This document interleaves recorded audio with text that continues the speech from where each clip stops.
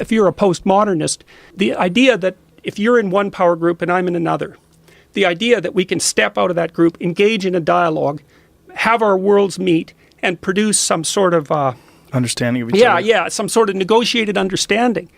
No, that's part of your oppressive patriarchal game, that idea. All right, Professor, let's have a dialogue.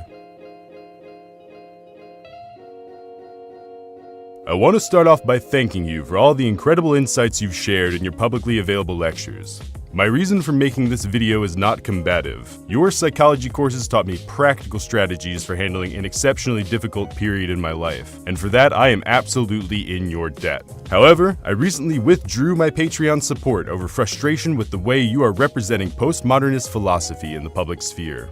This video is my attempt to try and redeem the value of postmodernist thought in your eyes, or, at the very least, to make the conversation somewhat more civil. Something like that. The puppets of corpses of malevolent philosophers, and they speak in dead tones, and they're not interesting. Like, if you're listening to an ideologue rattle on, you can hardly concentrate on what they're saying. I want to defend Derrida and, to a lesser extent, Foucault from your accusations of neo-Marxist, politically correct, social justice warrior thought. And I won't have nearly enough time to do justice to Derrida now. I just want, if I can dispel a few myths about him, I will have done some good in the world. Even a brief meeting with me convinced me that he was just a fairly jolly French person and certainly not out to tear up the American university system. There are two serious problems with my goal, though. One, I'll be summarizing an insanely large amount of information. And for any given sentence of my core arguments, you will doubtless find entire books written for or against their most basic claims. I consider myself moderately well-read on these topics, though, and so I ask you to approach this with the good faith that my views here are founded upon a decade's worth of enthusiastic research in this field, and that my sources are available for you to verify. I will also release a written transcript of this video in the near future, in which I will footnote as many of my claims as possible, with commentary expanding on my more general claim. The second problem, your arguments against so-called neo-Marxist, postmodern French liberal academics aren't well laid out. Your primary point of persuasion, as far as I can tell, is that they were all Marxists who did philosophy. Ergo, they were producing Marxism disguised as philosophy. I'd hoped that you were just offering a shorthand argument and followed your suggestion to read the Hicks book in search of more coherent arguments. But he's flat out worse. Confronted by ruthless logic, harsh evidence, they have a solution. That's only logic and evidence. Logic and evidence are subjective. You can't really prove anything. Feelings are deeper than logic. And my feelings say socialism. Compare Hicks's representation with this clip from Roderick in the early 90s, in which he talks about the gross misrepresentation of Derrida's work among his contemporaries. I think his name has become synonymous with a kind of evil. Derrida is responsible in many ways for deconstruction, that dreaded enemy that has invaded our literary departments, that according to popular mythology tells us that any way to read a book is as good as any other, and every reading is a misreading, and so on. In my view, Derrida believes none of these things that I've just outlined. I'm trying to give you the popular demonizing mythology about Derrida. 30 years later, Hicks is peddling exactly the same sorts of accusations, without any update to his argument. I can only assume that he rejects any sort of nuanced view of Derrida like this one. This is Margins of Philosophy. Its title is very significant for Derrida's project, which is to examine philosophy as a broad, long-standing cultural institution stretching back to the Greeks, and to try to do so in a framework that reminds us that philosophy so understood is the product of Indo-European languages, to the extent that we know what that phrase means, and the product of Western civilization. It is not an eternal project in the mind of God, and that many of the most interesting things that we will find out about philosophy won't be from reading it badly or from saying any reading of a book by a philosopher is as good as any other, but will be by paying attention to the very things the philosopher tried to repress in his text. By drawing our attention to these, Derrida in some ways is like Freud. Explaining postmodernism contains very few primary source quotes, and the ones that do exist are taken wildly out of context. Considering that these are boner-headed, intellectually dishonest mistakes for even an undergraduate to make, I'm stunned to see his views repeated with so much certainty by someone like you, considering how you routinely call for more rigorous study in what you see as corrupt fields. Of course, English literature is one of the disciplines that has become entirely corrupt. On that note, I majored in English at the College of William and Mary. Nearly all of the classes were focused on typical English stuff, Shakespeare, Milton, etc. In total, I took 3 courses that so much as mentioned the word postmodern, and not one of those classes had more than a dozen students. Within those classes, there were only a few people who genuinely cared about the subject matter, and we disagreed about many fundamental things. English departments are no more or less corrupt than any other discipline, something that certainly cannot be said for psychology in the past 100 years. I don't know for sure, but I'd guess that philosophy, sociology, and any other fields you are accusing of being corrupt are in a similar situation to English as a discipline. Just as they always were, only with a lot more attention being paid to the fringe elements due to more widespread exposure from the internet, sensationalist media, and so on. If I were a more cynical man, I might suggest that you're keen to accuse every other discipline of being corrupt, lest your followers and admirers learn the troubled history behind your own field of study. Let's be clear, I'm not going to deny that there are problems with hyper-professionalized academia and social justice warriors and so on and so forth. I'm extremely sympathetic to your situation regarding Bill C-16, and I even wrote to you privately expressing as much. I'm a fan of Sargon's This Week in Stupid, and have had enough experiences of my own in and around academia to know that you're pointing out some legitimate issues and troubling trends in public opinion. Things like the Sokol hoax are crystal clear examples of how much of a sham peer-reviewed journals can be, but they're not much of a takedown of the actual ideas behind postmodernist theory. If anything, they're more evident of a general problem within all of academia. After all, anti-vaxxing, homosexual shock therapy, craniometry, and so forth all had a presence in peer-reviewed publications while they were in fashion. I will also not deny that there are groups trying to co-opt terms from postmodern thinkers for nefarious political ends. You're fucking a white male! However, it takes several incredibly weak claims to tie this kind of silliness to Derrida and his writings. You're doing precisely what the right wing did to Nietzsche and Heidegger in the wake of the Nazi regime, demonizing a philosopher's complex and valuable insights based on a potential connection to a destructive ideology. People who make terribly tragic political decisions, and even very evil people, can hold views that are interesting and can say things that are true. We call this the ad hominem fallacy. It doesn't work. Destructive regimes always claim to be founded upon the purest of principles, but then they fundamentally pervert those underlying principles. Surely we should be united against the common enemy! The Judean people's trunks? No, the Romans! What's funny, really, is the fact that, Christ said all these really good things about love thy neighbor and everything, and then for the next 2,000 years, people are killing each other and torturing each other because they can't quite decide how he said it.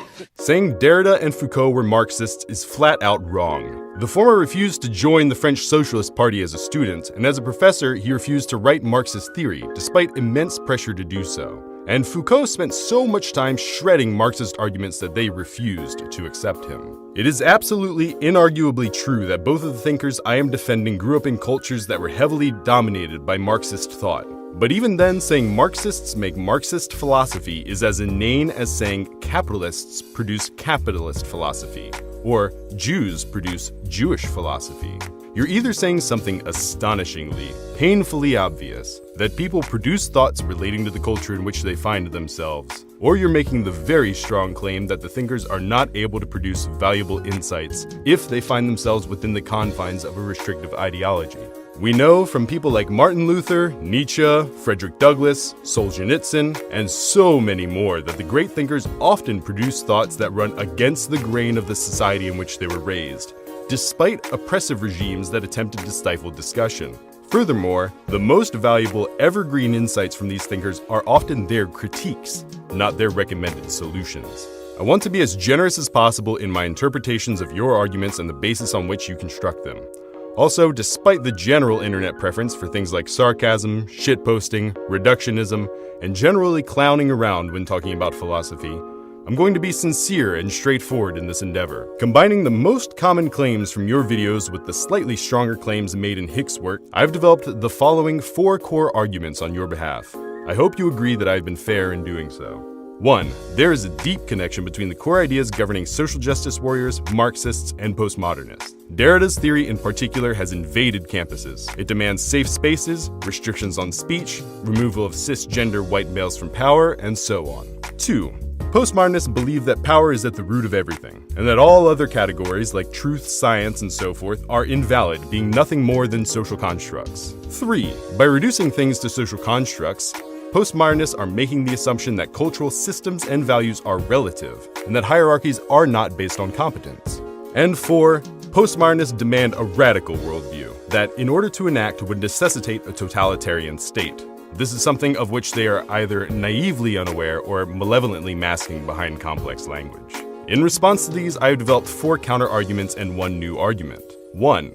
The connections between these 3 groups are tenuous at best. Social justice warriors are, by and large, very vocal college students or attention-seeking individuals playing on the modern zeitgeist. Marxists are, by and large, just as opposed to the work of Foucault and Derrida as the right wing, and on similar grounds. I will grant that Foucault's work does play an important role in the early formation of identity politics, but only at the cost of ignoring some of his other important work. 2. Foucault never outright claims that power is at the root of everything, but that it interacts with things like knowledge in complex ways. Even still, Derrida argues that Foucault does grant a privileged position to power and discourse in his theories, and they spent their lives in fundamental disagreement with one another. 3. Cultural relativism is a genuine concern from Michel Foucault, but Jacques Derrida thinks that hierarchies are important and essential to human flourishing. 3. Cultural relativism is a genuine concern from Foucault, but Derrida thinks that hierarchies are important, and he certainly isn't a relativist. Competence exists, but it only makes sense as it relates to social needs and endeavors. 4. Both Derrida and Foucault are opposed to totalitarian regimes, even if the latter's demands could only be satisfied by having one. Furthermore, the complexity of their language is just a fairly typical development in the professionalization of any discipline. 5. You yourself are a postmodern philosopher, and many of your views align neatly with those found in Rorty's interpretation of Derrida. It is in your interest to use postmodern texts to your advantage by dismantling the weaker arguments of your opponents, not to constantly advocate for their elimination from the intellectual world. The thing about the postmodernist types is they're nested inside Marxism. They say that straight out. I'm not inventing this. You read Derrida. I'll do my best to keep things brief here, but some background will help ensure that you know how I'm defining my terms. My own interests range widely, although I'm most sympathetic to the views expressed by American pragmatists, as well as the Eastern philosophers who directly or indirectly contributed to them. I'm going to avoid the question of what is postmodernity apart from how it relates to philosophical questions. Such a question has several hour-plus long lectures available on YouTube already. I'm also not going to do that masturbatory, self-aggrandizing, you can't really say what postmodernism is nonsense. Well, according to Billy Corgan, postmodernism is whatever the f*** you want it to be. Things like postmodern art, film, and writing will also be left to the side. It's POMO. Postmodern.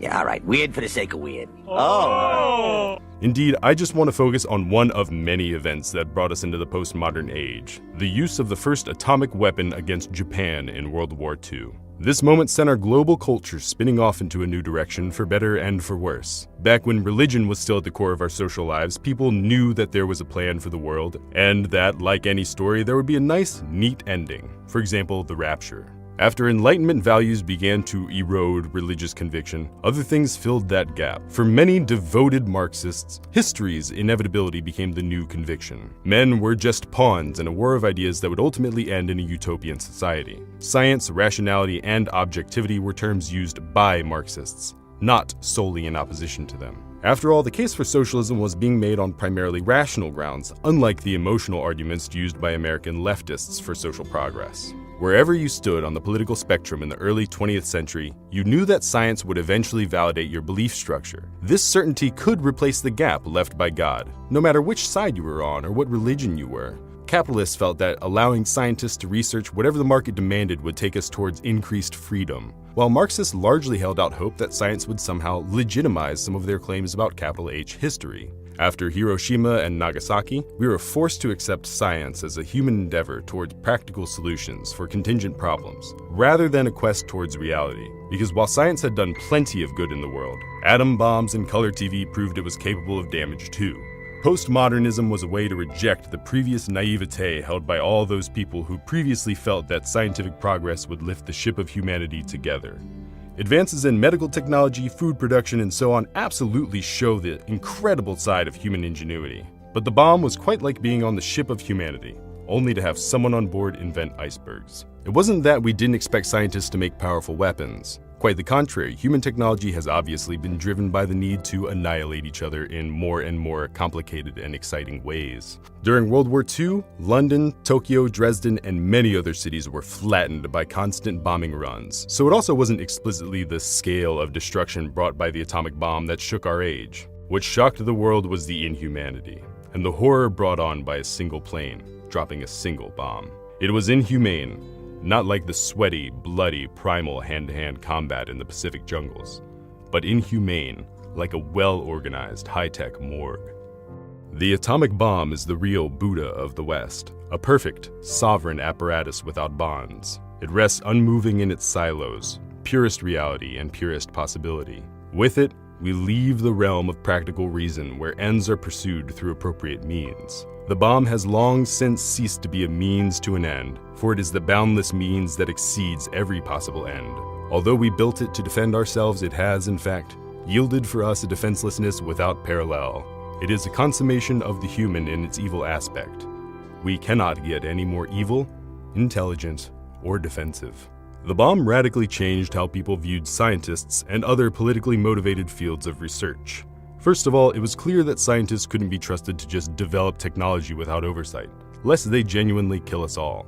As Terry Pratchett might have said, if you presented a group of scientists with a button saying "World will end, do not press," there wouldn't be so much as a nanosecond of hesitation before they started mashing it just to see what happens. Secondly, it became clear from the bomb and the Holocaust that the connection between scientific research and governmental organizations meant that seriously destructive technology could fall into the hands of someone dumb enough to use it. Technology has always been used to oppress as well as liberate, to destroy as well as salvage. Its true nature is beyond good and evil. Around this time, it became the task of philosophy to try and make sense of this new postmodern world, and to understand how we can adopt values that minimize our desire for wiping out the species. This led to a proliferation of ideas, many of which came from people who, yes, did want to fight against science and technology and things like reason, on the basis that we'd created a destructive society. But these ideas came from all angles, not just Marxists. The rise of hippies, environmentalists, and historically based social justice movements took place right alongside the rise of the religious right, paleoconservatism, and libertarianism. In times of great strife, nearly every ideology will advocate a return to the simpler, more straightforward past, as a sort of panicked justification of their core beliefs despite the chaos and complexity that inevitably accompanies interesting times. All of these people are postmodernists, despite not sharing a single unifying philosophy in the traditional sense. It has more to do with the time in which they are writing. This frustrates many philosophers, who want to define philosophical schools by their core beliefs. But postmodernism is much more pragmatic in this approach, and generally avoids such simple categorization. Thinkers like Derrida and Foucault suggested that attempts to find the right way to live in our postmodern age were fundamentally misguided.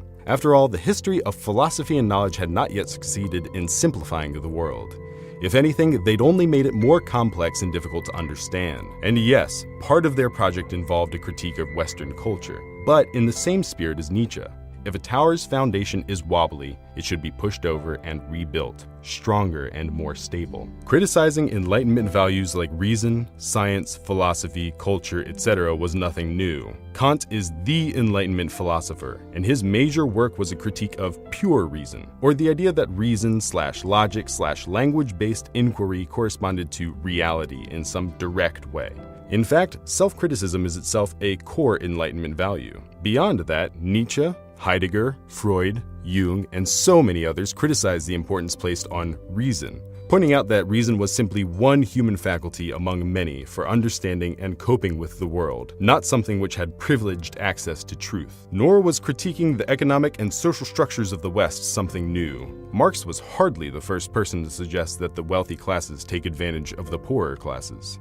To quote Rorty, "Deconstruction is not a novel procedure made possible by a recent philosophical discovery. Recontextualization in general and inverting hierarchies in particular has been going on for a long time. But why does it sound so shockingly different when Derrida does it? Because Derrida makes use of the accidental material features of words, whereas Hegel stuck to the rules that you cannot put any weight on words' sounds and shapes. Derrida's attitude towards all such rules is that it is, of course, necessary to follow them if one wants to argue with other people, but that there are other things to do with philosophers than argue with them."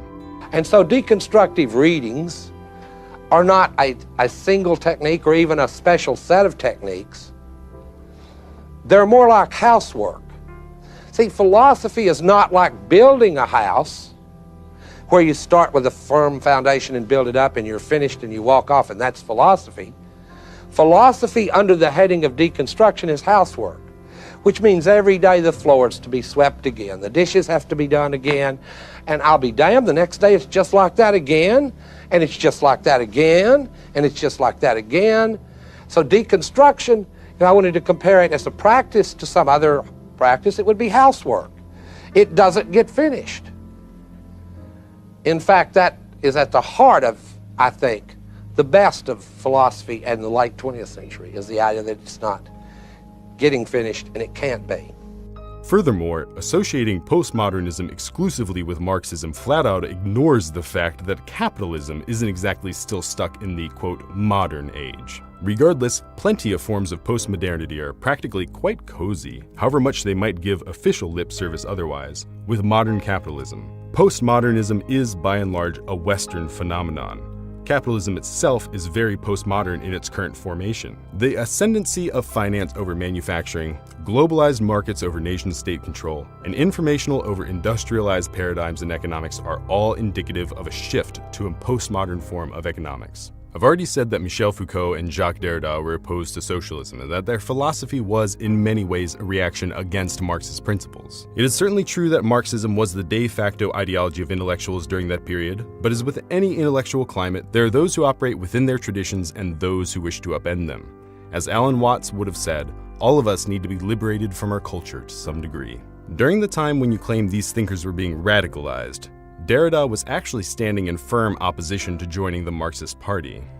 Derrida faced intimidating challenges from his own students, who wanted him to rally round what Althusser was saying about an epistemological break that supposedly set a later scientific Marx from an earlier humanist one. But that distinction, as Derrida saw it, relied far too much on metaphysical concepts. Concepts, for example, of science and history, and homogenized Marxist text on either side of a presumed divide that masked other, more complex or decisive patterns. It was then Derrida began to elaborate a grammatological thinking that hewed closely to the grain of a philosophical text, whether Husserl's, Rousseau's, Nietzsche's, or yes, Marx's. Derrida wanted to take apart Marx's theories and discard the parts that he saw as too reliant upon privileged metaphysical categories. It's beyond my ability here to provide a concise definition of Marxism, but suffice to say that class consciousness, theories of surplus value, and the science underlying historical progress are all critical components of the Marxist and neo-Marxist thinkers. By rejecting these conceptions as having any sort of metaphysical privilege, Derrida and Foucault in particular placed themselves in their thinking firmly outside the Marxist tradition.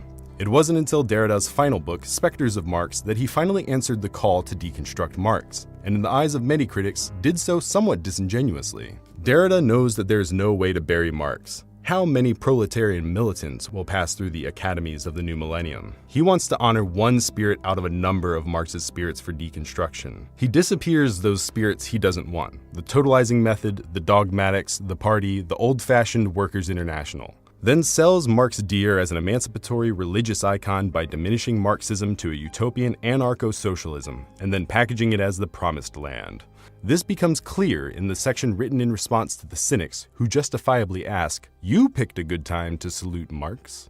Meanwhile, Rorty suggests that identifying Foucault with a Marxist is also incorrect, and that the inaction built into Foucault's position is detrimental to the Marxist project. I think that Bloom is right when he refers to the present odd blend of Foucault and Marx as a very minor episode in the endless history of Platonism. The endless attempt to make the intellect sovereign over the imagination. I take Foucault's refusal to indulge in utopian thinking as a result of his unfortunate inability to believe in the possibility of human happiness, and his consequent inability to think of beauty as the promise of happiness. The Foucauldian academic left in contemporary America is exactly the sort of left that the oligarchy dreams of. A left whose members are so busy unmasking the present that they have no time to discuss what laws need to be passed in order to create a better future. The tail end of Rorty's quote includes a critique that I would like to expand upon. In my view, Foucault's ideas absolutely did have a negative impact on academia as a whole, and that gross oversimplification of his ideas can be found underlying the doctrine of many social justice warriors. A great deal of libido in the American Academy goes into sort of deep theoretical analyses of our culture, our historical situation, and so on. And it seems to me this is distracting the students from the issues of the day. It's hard to get the students who read a lot of Foucault, for example, to worry about anything as simple as national health insurance or the minimum wage or immigration policy or NAFTA or something like that. I'd like to argue that this has much to do with students being introduced to his philosophy too early and too zealously by ideologically driven professors who themselves don't have a firm grasp of the literature. My first introduction to postmodern thought absolutely came too early in my own career. Well before I had read through the history of philosophy, accepted the complexity of the world, or had an appropriate set of life experiences to use as tools in interpreting their texts. And I massively overvalued the power of theory. I realize now that Derrida would have pointed out that I was assigning far too much value to theory as a means of accessing reality.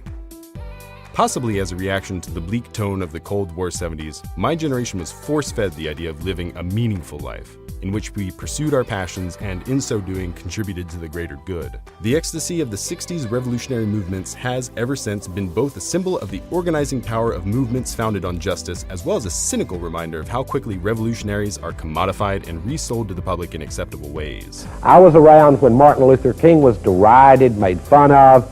Of course, the moment that he was dead and the myth could be closed off, he was safely blanched out into the general culture, where now he becomes a figure for McDonald's advertising, and the picture of Martin Luther King, at one time the sort of communist, dangerous, bizarre, scary civil rights leader. It's hard to even go back there in history after all this work of social amnesia. Many of these counter-revolutionary figures became pop culture symbols, further driving home to myself and my contemporaries that we shouldn't be satisfied with merely working, that we have a powerful calling beyond who we were at birth. But Derrida rejected attempts to simplify his theories into digestible pop culture artifacts. Do you know of the Seinfeld sitcom in America? If you think of a classic American, Jerry Seinfeld made this sitcom about a group of people living together. Everything is about irony and parody, and what you do with your kitchen cupboard is imbued with as much feeling or thought as whether someone believes in God, if you like. Do you see anything in that? Deconstruction, the way I understand it, doesn't produce any sitcom. And if sitcom is this and this, if the people who watch this think that deconstruction is this, the only advice I have to give them is just read, stop watching sitcom, and try and do your homework and read. I would like to suggest that the most visible social justice warriors, with a few exceptions, are primarily college students and young adults, who through a mixture of social contingencies feel obligated to make wide-sweeping change in order to be socially valuable. When theory becomes too dominant within a culture that overvalues images, particularly on social media, as well as outrage and hype, you get a pathological, narcissistic, unsustainable ideology. I should note that while I have had a few unpleasant interactions with social justice warriors or people radically to the left of me, most of them were resolved through dialogue and mutual understanding, although I fully recognize that not all situations end that way. So we have three distinct schools of thought: Marxists with their emphasis on history and class struggle, social justice warriors who reject class struggle and instead emphasize other forms of group identity, and a postmodernism which critiques both positions on metaphysical grounds. I think I've made a good case for the independence of these three schools of thought from one another, while conceding that there are social justice warriors who wish to incorporate postmodern ideals into their arguments. To conclude this argument, I want to repeat a sentiment from Roderick earlier on. Even if I'm dead wrong, even if both of those guys were deeply convicted Marxists, even if I've fallen victim to sleight of hand tricks designed to hide the Marxist elements of this philosophy, that still would not negate the potentially enlightening, truthful, or useful things said by Michel Foucault or Jacques Derrida. In Rorty's words, ironist theorists like Hegel, Nietzsche, Derrida, and Foucault seem to me incalculable in our attempt to form a private self-image, but pretty much useless when it comes to politics. Furthermore, this concept you have of evil ideas hidden within language that purports to reject them is a fundamentally Marxist critique. When you suggest that there's a ruling intelligentsia class with excessive political power, and that they are forcing these ideas upon the broader population through academia despite these ideas not being in the general public's best interest, you are reframing the typical Marxist critique of ideology. By moving away from the realm of class and into loosely organized systems of people according to their belief structure, you're doing precisely what Foucault did, detaching ideology from class. I'd go so far as to say that your work may, in fact, have several other neo-Marxist ideas unconsciously embedded within it, and so should be seen as yet another form of those same ideas. Marxism masquerading as Marxist critique. We will discuss this further in my final argument. The idea that power is the fundamental structure of everything simply isn't present in Derrida, and there's no reason to see why he wouldn't just reject this as another form of metaphysical privileging. For this argument then, we'll focus primarily on Foucault's theories, and how they were later reappropriated into predominantly leftist political movements. The first idea I want to attack is that knowledge doesn't exist outside of power, and we'll turn once again to Roderick for an elegant simplification. Now, when I have my students argue with me about this thesis that where you find knowledge or information, there you also find power, if they keep arguing with me, I threaten to give them a C, and then they agree with me. And that is what I call a demonstration by direction. Or a West Texas phrase for it would be hitting a mule upside the head to get his attention. That will get a student's attention when they realize that your power is connected to your knowledge and vice versa. This is the thesis that seems to have outraged a whole group of people at universities, as though this doesn't speak to the experience of, and of course it does. This is why they associate it with political correctness, because this has always spoke to the experience of those who've just entered such systems. Women, when they first came to the university, African Americans, Chicanos, and so on, have always experienced the knowledge that they were to receive as a form of power. And this certainly was true of the working class kids that entered the university system in the 60s. I mean, I don't think there are that many people in serious, quiet conversation that don't recognize this relationship. But it's not one that we like to talk about publicly. And that's that even a graduate student we have in physics that we take a particular dislike to, and who comes up with equations and views about Newtonian dynamics that are, say, at odds with various more contemporary views relating to chaos theory, we can call him a old-fashioned and kick him out. Or if the reverse is the case, we can say he's a kook and his work is too flighty and too bizarre and kick him out. I mean, clearly there's a relation, it seems to me, between knowledge and power.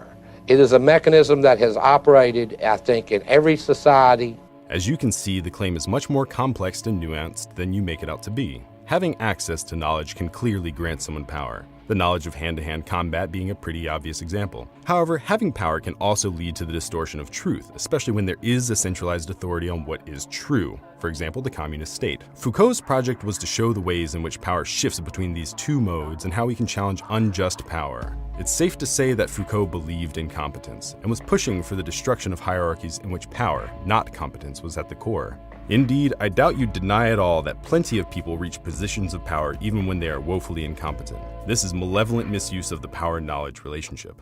I have no doubt you'd agree with my assertion that the primary reason for HR departments is to enforce the company's power over any one individual's knowledge, ergo mass bias training and so forth. In Discipline and Punish, Foucault's project is to track the history of how various societies have punished criminals. Even in the most egalitarian societies in which people are encouraged to experience the greatest freedom possibly available to them, there will always be a line which cannot be crossed without the state having to intervene, often by exercising its judicial power. As the world became more liberal and it became the purview of the state to limit suffering and sadism, discipline gradually left the realm of public spectacle. However, this didn't mean that the state was no longer enacting harsh forms of discipline, like lifelong imprisonment or the death penalty, merely that these things were being done behind the scenes, where the criminal couldn't become a hero in the public imagination. I doubt that Foucault would advocate for medieval torture as being preferable to modern incarceration, but he does want to track the changes and try to understand how this shift might affect public perception of state power. For one, when criminals were publicly flogged, hanged, etc., the connection between state power and stepping out of line was fairly clear. Break a rule, get caught, get punished. However, in a world where absurd laws are introduced into every little area of our lives and we are almost never not on camera, it is easy to feel that state power is always watching us, ready to take punitive action at any moment. This is a big part of the paranoia experienced by the victims of the Soviet regime. You were never truly in private, and the state could sweep in at any time to punish your transgressions. In our postmodern world, this is a reasonable anxiety. When Foucault closes the work with an analysis of Bentham's panopticon, he most certainly isn't expressing admiration or desire for such architecture, but rather trying to point out what he sees as the new methods by which the state will enforce its power. I won't dive into his work on sexuality or medicine for now, as I haven't read the latter, and the former is largely the same themes as Discipline and Punish, but from the view of repressive sexual practices rather than state justice. Many interpreters of Foucault have taken him to mean that all forms of power are illegitimate, and I think that such a position is harmful to hold, but I've already conceded that his philosophy was co-opted by the left wing in an oversimplified fashion. Foucault's ideas worked well as a justification for such a shift to identity politics. His belief in a plurality of struggles, a plurality of revolutions, or a revolution that need not involve the destruction of the state, all this led a gloss of sophistication to the new pessimism. His rejection of Marx and his lack of interest in class were all too appropriate by a decade characterized by workers' defeats, in which leading intellectuals of the left proclaimed the working class dead or incapable of fighting. One final thing also needs to be made absolutely clear. Foucault was a massive proponent of free speech, and his writings in Fearless Speech mirror much of what you've said in defense of free speech. It's a fairly easy read, and I've linked the complete text with my sources, but here's a single quote in which Foucault situates his work within a clear historical context. What I wanted to analyze was how the truth-teller's role was variously problematized in Greek philosophy. If Greek philosophy has raised the problem of truth from the point of view of the criteria for true statements and sound reasoning, this same Greek philosophy has also raised questions like, who is able to tell the truth? About what topics is it important to tell the truth? What are the consequences of telling the truth? What are its anticipated positive effects for the city, for the city's rulers, for the individual, etc.? And finally, what is the relation between the activity of truth-telling and the exercise of power? Now that we've established some of the subtleties present in Foucault's project, it's time to defend Derrida.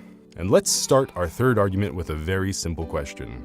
Is Derrida a relativist? Now, the claim that people find outrageous, but it's not made by Derrida, that means since there's no the right way, then any way is as good as any other. Now, Derrida is not compelled to hold that view, and he doesn't. Not every way to speak and or read is as good as every other. And let me just put it simply. No one holds that view. Derrida, to the extent that he refuses to play a standard philosophical game, just will not play. The fact that there is no final book, one last master encyclopedia containing all the wisdom of total coverage, final knowledge, the last book, none other ever needs to be written, Derrida considers that a reductio ad absurdum of the idea of perfect interpretation, the right interpretation. This does not at all mean that we don't, in loose, rough and ready ways, judge interpretations all the time. And this does not at all mean that, practically speaking, some interpretations are obviously slightly better than others. Philosophers call someone a relativist, by which they mean it's a person that holds that any view is as good as any other view. My simple response to that is this. That is a straw person argument. No one in the world believes it or ever has believed it. No one, Derrida or anyone else, believes that every view is as good as every other view. That's only a view we discuss in freshman philosophy class in order to quickly refute it. I mean, no one believes it. There are no defenders of the view. And since this tape will be going out, if we run into one, it will be interesting. But we will likely find that person in one of the institutions that Foucault discussed rather than in some seminar, okay? I mean, that's where we'll find them, if anybody believes that. Apart from the easily dismissed claims of relativism, you also claim that Derrida doesn't believe in metaphysics, and as part of your justification, you refer to the phrase "there's nothing outside of the text." But Derrida doesn't want to dispose with the idea that there is some sort of metaphysical world, just the idea that language could one day get outside of that world and describe it. Derrida also outright rejected Foucault's social constructionist theories on linguistic grounds. Social constructionist metatheory allows that any coherent epistemology must be self-reflexive. But while it denies that any assertion can be true and that there are any independent realities to be referred to, it nevertheless treats discourse as having objective essence and assumes that its own statements about discourse are true. Thus, in asserting its own basic premise, it contradicts it. Even thinkers who fully accepted the idea of social construct theory didn't think it inevitably led to cultural relativism, as even fully man-made things can still be differentiated in values. Islam exerts no revolutionary pressure upon the Western universe, nor is there any prospect of its converting or conquering the West. It is content to destabilize it, in the name of a principle of evil against which we are defenseless. This is certainly not a quote we would attribute to a postmodernist as you identify them. But Baudrillard expressed more than a few ideas that are now, shall we say, problematic. And he's practically the poster boy for postmodern schlock. Richard Rorty was also heavily critical of leftist politics, giving early warning of globalism's impact on the working class. You know, the unions are somewhere off in a different place than the academy, and their issues aren't the academy's issues. And the situation of the American workers is going to get worse and worse, I take it, because of globalization.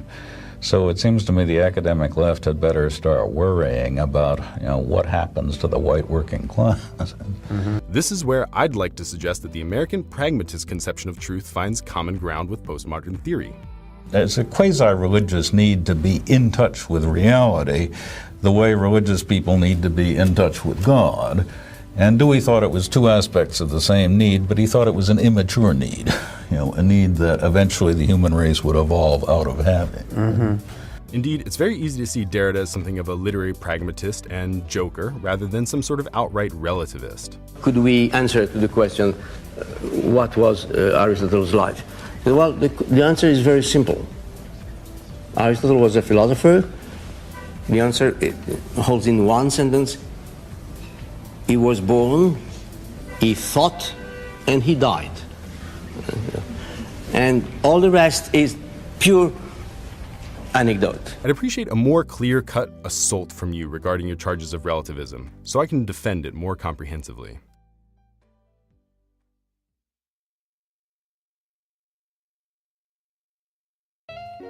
I believe that in making the previous three arguments, I've made it clear that neither Derrida nor Foucault would advocate for a global hegemonic totalitarian power structure. Furthermore, without clear arguments from you showing their support for such a position, I'm at a loss for how to specifically defend them. Derrida in particular was a literary theorist, responding to specific philosophers or specific texts, and so it's hard to really discuss his work outside of that context. Note that this is a big part of what is meant when people talk about the difficulty of discussing Derrida. He's not someone to be read in a vacuum, but rather as someone taking part in the long conversation of the history of philosophy. Plenty of postmodern thinkers will outright oppose identity politics on grounds of class without relying on a specifically Marxist framework to do so. The trouble is that as soon as you put things in terms of cultural identity, issues about class and money tend to get lost. And talking about the difference between the rich and the poor used to be what sort of held the left together in a big, massive way. And you can't really get a left consisting of, this culture plus that culture plus that culture. Mm-hmm. And in my final defense of postmodern thought, I want to talk about the dense, absurdly jargon-laden text and the justification for writing in that style. The idea that all valuable ideas should be explainable in some useful way to the layman is a holdover from the early Enlightenment era, in which we mistakenly assumed that the world was made of fundamentally simple things, and that only their interactions with one another were complex. Of course, the opposite has been proven true. It's possible that the fundamental elements of our universe are complex to begin with, and then become even more complex once they begin interacting with each other. We have all but abandoned the demand for simple explanations in most areas of our personal lives, and routinely use things about which we have a functional but not theoretical understanding. Every profession has elements that are easily, widely understood, and elements which are nigh incomprehensible to anyone outside that specialty. Despite what you may hear on TV, things like quantum mechanics, neurobiology, space exploration, academic philosophy, and yes, even psychology are all incomprehensible to the layman at their highest level, in part because the ideas being developed aren't even fully understood by the people developing them. And so it's so interesting to see those ideas because they basically evolved. People did not understand those ideas as they produced them, right? It was all put forward in a massive mythological context, in a rich, storied context, and the stories were as conscious as the information got. It was never articulated past the level of story. So, remarkable. Popularizations of complex theory are just that, pop culture simplifications. While they can be entertaining and sometimes even educational, they also put people at risk of thinking that they understand something when they really don't. From the experience of reading abstract philosophical texts, we all know the relief one feels when the argument is interrupted by what we call a concrete example. Yet, at that very moment, when we think at last that we understand, we are further from comprehension than ever. It might ultimately be the case that these thoughts are indeed nothing new, just very convoluted restatements of long-held understandings within philosophy. While I don't believe this to be the case, it still wouldn't invalidate the value of the writing, or the personal joy and inspiration that someone like me gets out of working through the text. Often, the effort to understand dense material leads me to much deeper and more nuanced insights of the subject I'm studying, as compared to the typically simplified understanding I have when ingesting more straightforward answers. I think that such dense language is an attempt to keep people talking, rather than springing too quickly into action. The famous Marxist formula was, philosophers have only interpreted the world, the time is to change it. In the 20th century, we maybe tried to change the world too quickly. The time is to interpret it again. Conversation is preferable to violence in both Rorty and Derrida's views, as it always signifies at least the desire to know each other as more than a mere external image. Et que je dise, il vaut mieux parler que ne pas parler, il vaut mieux se rapporter à l'autre que ne pas se rapporter à l'autre. Et donc j'affirme une sorte de oui, d'acquiescement antérieur. My last argument is the shortest, as I've been laying the foundation as we've gone on.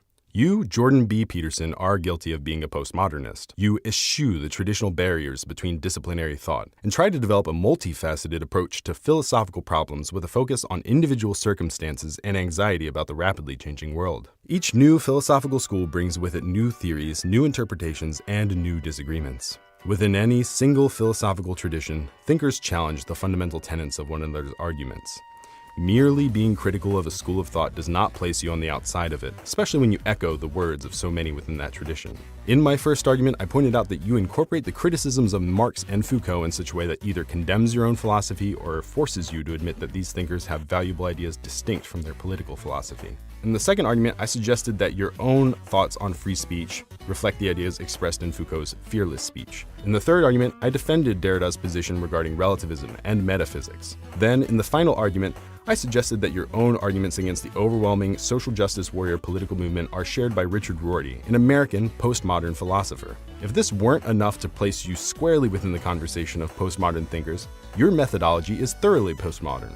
You pull ideas from a wide variety of traditions and offer complex psychoanalytic textual analysis of pop culture artifacts. It's the Christian thought and the mythological substructure upon which the Harry Potter volume is based are drawing from the same underlying pool of ideas and symbols. You view truth as something functional rather than something absolute, something that can be used for great evil if not carefully managed and communicated. You believe in the power of language and ideas and the need for caution when discussing nuanced matters. So no, it's not a mark of respect for me to use your damn pronoun. It's a mark of your massive narcissistic power grabbing to insist and then put the full force of legislation behind the demand that I call you anything you want. These are all hallmarks of postmodern thought. You can choose to recognize this and join the discussion with a semblance of grace and respect, or you can continue to oversimplify and demonize the school of thought to which you belong. There's much to criticize about postmodern thinkers: excessive navel-gazing, bourgeois emphasis on long, incomprehensible, time-consuming texts. But claiming that they're at the core of a corrupt, neo-Marxist, politically motivated social justice campaign to destroy truth and deny science needs a much stronger argument than what has been given so far. Resentment is more likely to build up when both halves of society think that they have access to the way things truly are. When one half of society is convinced it possesses the ultimate truth and uses it to discipline, admonish, enslave, or educate those who disagree with them. It is what Enlightenment thinkers, Christians, and bigots of all kind are equally guilty of doing, and what Rorty exhorted academic liberals to avoid repeating. I hope that this video helps bring about greater nuance in your discussion of postmodern thought moving forward, although I don't expect that to be the case. And I'm no expert, merely a hobbyist, so there's no doubt in my mind that I've overlooked some things. However, I'm a rigorous learner and would prefer that you give me the most comprehensive, specific, intelligent, and well-defended argument that you can, as opposed to the generalized and simplified one we've seen so far. If you take the time to actually articulate more specific instances of your arguments and defend them appropriately with textual citations, I promise to reply in kind. We may never reach agreement on these matters, but I want to see if you take your own call for dialogue seriously enough to defend your positions against the counter-arguments I have laid out here. I have been respectful in my approach, my sources are available for you to review, and the ball is now in your court. Thank you, and I wish you well in your legal battles. It's like, say what you think carefully, pay attention to your words. It's a price you want to pay if you are willing to believe that truth is the cornerstone of society. And in the most real sense, if you're willing to take that leap, then tell the truth and see what happens. And nothing better could possibly happen to you. There'll be ups and downs, and there'll be pushback, and there'll be controversy and all of that, but it doesn't matter. The truth is what makes the world, the truth is what redeems the world from hell, and that's the truth. And we saw plenty of hell over the last 100 years, you know, and we haven't learned a bloody thing from it. It's like, wake up, tell the truth, or at least don't lie. That's a start.